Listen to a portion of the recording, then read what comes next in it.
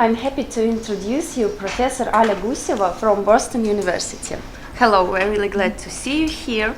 And you're widely known for your works in the building of credit card markets.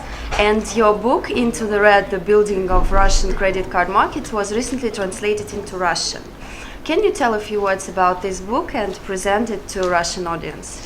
Yes, the book is based on the research I started doing probably in the late 1990s when I was a doctoral student at the University of California in San Diego.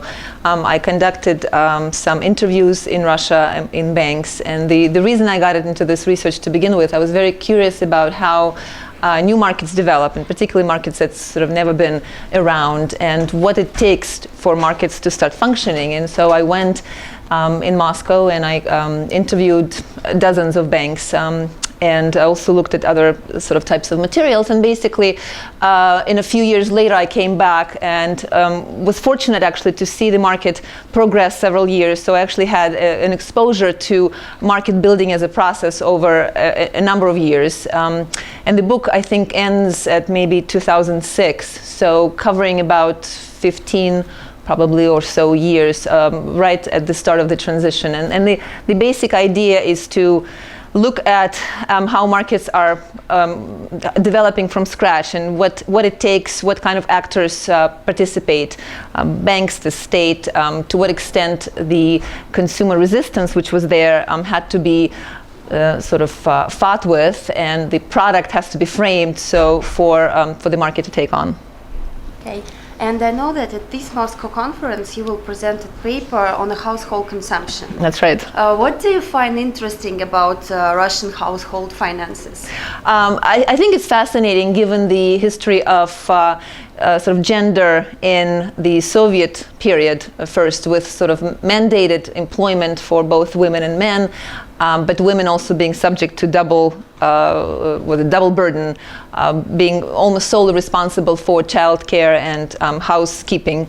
And to see how things have changed during the transition, with many more women now not working than before, and many of them choosing not to work. Some of them, obviously losing jobs or having hard time making ends meet, but some choosing not to work because their husbands now can provide for them, which wasn't the case during socialism, of course. So now you have a variety of different kinds of families with different kinds of income levels, and different kinds of, I think, values also present in different families. Younger ones perhaps are the ones that don't remember socialist period at all, but their parents or those over certain age groups, say 45 or 50, been mostly socialized during under socialism and socialist regimes, so their norms will be very different. So looking at how both the norms, the employment, the stage in marriage, the age of kids or the presence of kids or not, how all of these factors influence how men and women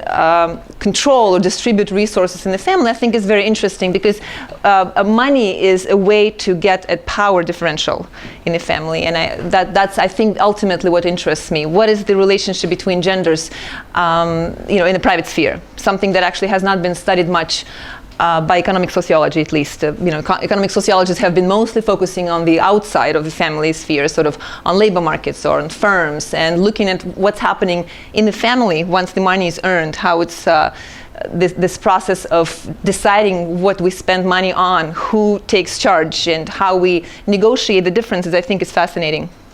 Okay, and of course this is not your first time in Moscow. No. What do you like doing when being here? Actually, my absolute number one thing that I love to do is going to theaters. I, a die-hard fan of Russian theater. And in fact, when I was here in 1998, when I was conducting my research, the first time I went, well, not the first time I was in Moscow, but the first time I went in, under the auspices of this project, I think I went to every single play that was playing, because I was there in the summer, and most theaters are basically on a break. Very few of them work, and I've filled all my evenings with theater. So now you have plans for it? For tonight, actually. I'm going to see a play tonight, yeah. Oh, I hope you enjoy it. I'm planning on. Thank you.